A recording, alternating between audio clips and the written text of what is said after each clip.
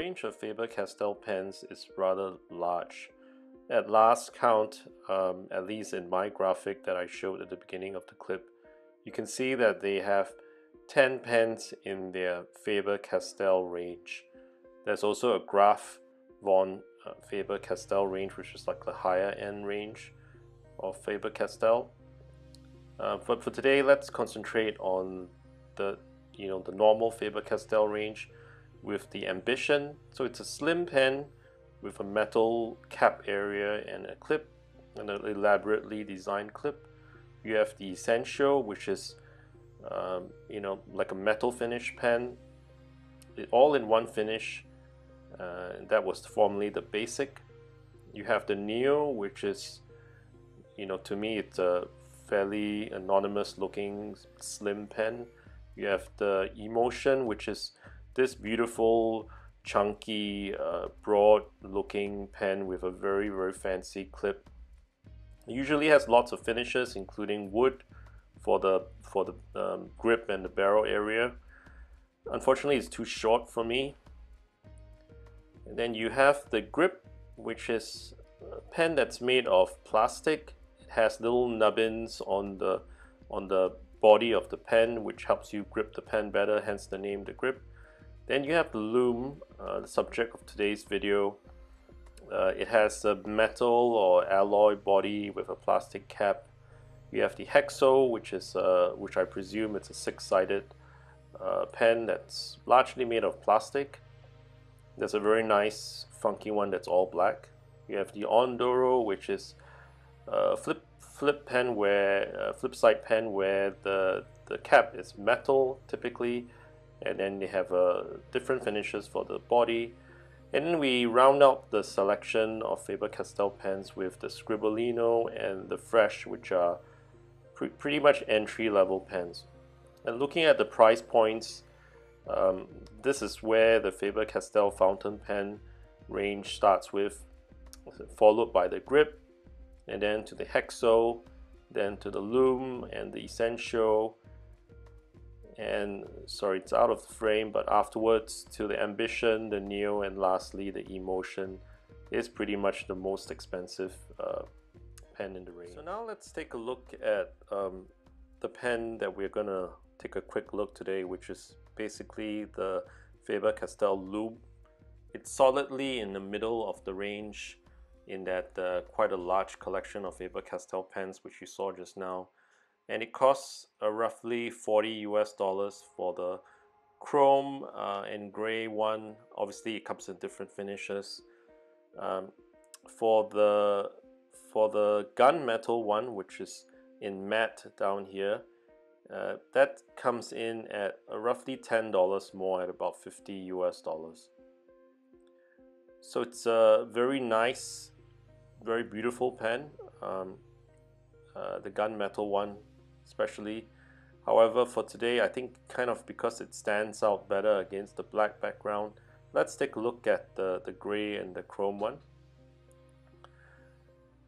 So first of all, the box, both pens each came with a box with a white cover. When you slide off the cover, you actually get a gray, rather nice shade of gray cardboard box. Inside you'll get a tag that's attached to the clip, and you'll also get an empty cartridge.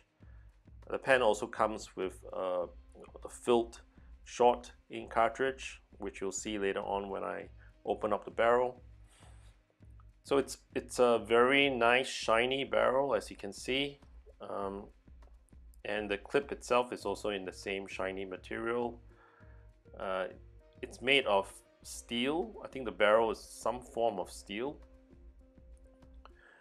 and I think overall the aesthetic of the pen it's very attractive to me, right? So basically you have a very nice cylindrical barrel, and you have a slightly bulbous shaped cap that's made out of plastic, right? So definitely there is a little bit of thought that went in when designing this pen in terms of the design of the pen. And the clip as well is, has a very unique design to it. I don't think there's many pens out there that actually have, you know, kind of the similar type design as the Loom has, right?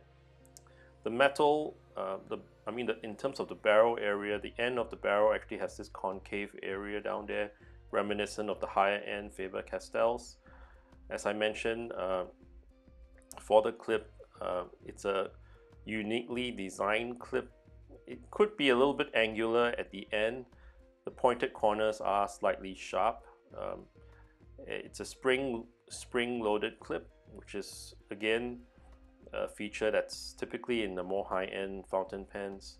At the end of the finial, you get the logo for the Dueling Knights for Faber Castell. And on the right-hand side of the cap, you get the words Faber Castell since 1761. Interestingly, Faber Castell started off as a pencil manufacturer, and if you kind of trace their history, they actually only started doing fountain pens a little bit later on in their history. They got out of the fountain pen business in the late 1990s, from what I read, and they only recently came in to do fountain pens again. So to actually have such a large range of pens in like 20 years or so, that's pretty amazing. So the cap, what I like about the cap, in addition to the design, is actually has that silver ring at the end of it to protect the finish. You also note that basically the cap, it's kind of sturdy, made of pretty sturdy plastic. Here I'm showing off the fact that once you cap and uncap the pen, it kind of protects the paint on the cap, right? So that's a nice touch. So looking at the barrel and the grip section of the pen, first of all, you'll notice that the seam line from the barrel to the grip area it's not so obvious. It looks like one of the ridges, basically, right? So that's a nice touch that they managed to finish off the pen that nicely. In the grip area, you get those ridges that help you grip the pen better. You would think that for such a shiny finish that it will be very slippery and your grip would twist as you use the pen, but I have found in the last week or so that I've been using the pen that those ridges actually do help to give you a little bit of grip, right, when you're actually writing. So, and the grip area is ever so tapered down to the nib, so basically it can actually accommodate different sizes of fingers and hands. Inside the grip area, this entire grip area is made of metal, even the screw threads, which is nice. That adds a lot of durability to the pen, and as I mentioned earlier on, it comes with a short cartridge. On the barrel side of the pen, you'll notice that inside the barrel, the threads are actually plastic, which means that when you screw the barrel back into the grip area, it's very, very smooth, and it's not a metal on metal feeling.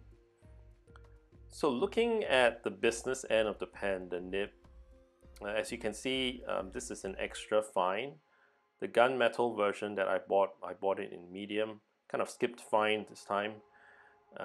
And you'll notice that the nib design is very distinctive with the kind of the golf ball dimples, and also the fact that this nib doesn't have a breather hole.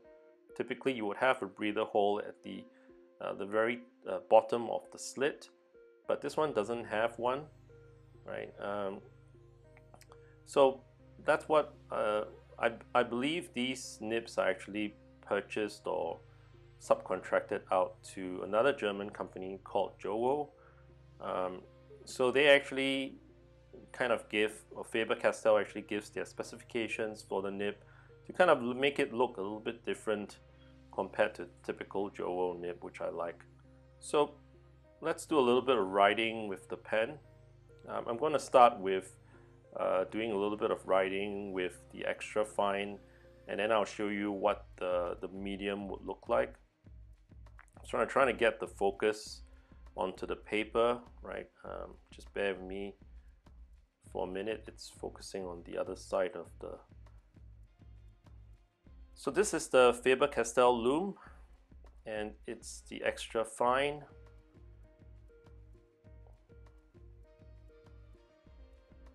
And in terms of the writing feeling of this nib, it's actually not especially smooth, which actually is something I like. I like nibs that have a little bit of feedback, right? And this extra fine, it is not scratchy at all.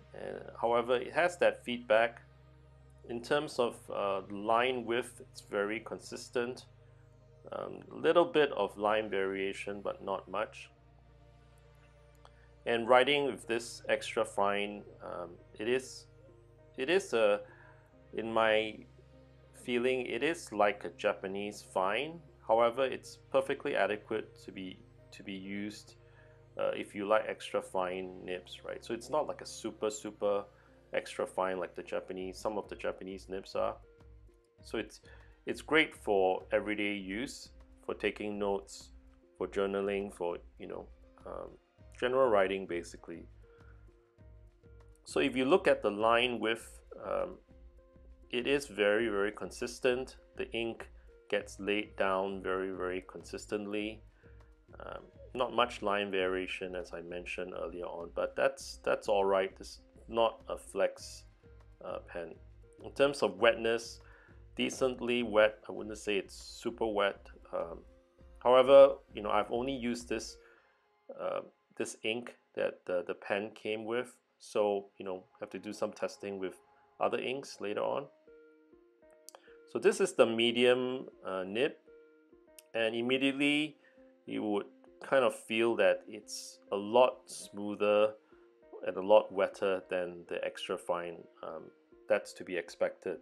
And the reason why I got the medium and I skipped the fine is because as you can very obviously see the difference between the nib sizes, right? So the medium is obviously it lays down a way thicker line, still has the same characteristics of with a little tiny bit of line variation, as you can see, but not a lot. Very consistent and pleasant feeling nib that is also decently wet.